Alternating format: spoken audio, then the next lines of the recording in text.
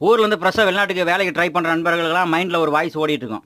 மாதம் 50,000 சம்பளம்டா, 3,00,000 காசு கட்டினாலும் 4,00,000 காசு கட்டினா 8 மாதம் இல்லை 6 மாதம் போனால் கூட பாக்கி உள்ள மாதத்தில் வந்து பார்த்திங்கன்னா நம்ம இருக்கிற காசை வச்சு வந்து ஒரு பிஸ்னஸ் சொந்தமாக ஸ்டார்ட் பண்ணிக்கலாம் அப்படின்னு சொல்லிக்கிட்டு அந்த காசை கட்டிட்டு வருவாங்க. ஆனால் இங்கே வந்து பார்த்தா தான் தெரியும், 2 வருஷம் இல்லை 4 வருஷம் ஆனாலும் கையில் வந்து கையிலையும் பையிலும் நயா பைசா சேவ் ஆகாது. ஏன்னு வந்து பார்த்தீங்கன்னா நீங்கள் கால்குலேஷன் பண்ணுறது வந்து பார்த்தீங்கன்னா ரவுண்ட் அமௌண்ட்டு. இங்கே வந்து பார்த்தீங்கன்னா வெளிநாடுகளில் பச்சை தண்ணி குடிக்கணும்னா பைசா கொடுத்தா தான் கிடைக்கும். ஸோ அப்படிங்கும்போது எல்லா செலவும் போக வர நீ ஊரில் என்ன சம்பாரிச்சோ அந்த காசு தான் இங்கே வரும். அதுக்கு ஊர்லேயே இருந்திருக்காலும் தோணும். அப்புறம் கடைசி காலத்தில் ஏன்னா வந்த கடனே ஒரு சில டைம் அடையாது. ஏன்னா வீட்டுள்ள கமிட்மெண்ட்டை பார்த்துட்டு இருக்கும்போது அப்போ வந்து என்ன நினைக்கும், ஐயோ இந்த வருஷம் 2 வருஷம் முடிஞ்சு 3ஆம் வருஷம் ரெனியூவல் தருவாங்களா தரமாட்டாங்களா, தந்தாங்கன்னா நல்லா இருக்கும், இல்லைன்னா என்ன பண்ணுறேன்னு சொல்லிட்டு ஒரு விசனத்திலே பக்குன்னு வாழ்க்கையை ஓட்டிக்கிட்டு இருக்கணும்.